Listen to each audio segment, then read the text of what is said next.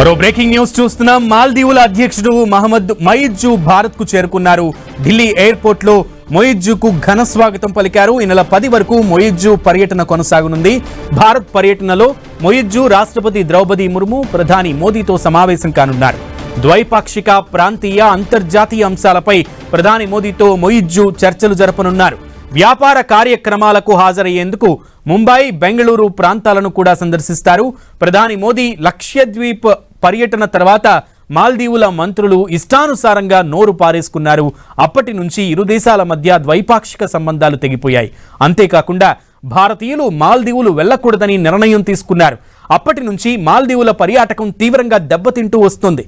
అంతేకాకుండా మొయిజ్జు చైనాకు అనుకూలంగా వ్యవహరించడం కూడా భారతీయులకు నచ్చలేదు. దీంతో మాల్దీవుల పరిస్థితి దారుణంగా తయారైంది.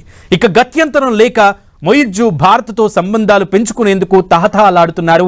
దాదాపు 5 రోజుల పర్యటన కోసం మొయిజ్జు భారత్కు వచ్చారు. ఈ పర్యటనలో ప్రాముఖ్యంగా ద్వైపాక్షిక సంబంధాలపై కీలకంగా చర్చించనున్నారు.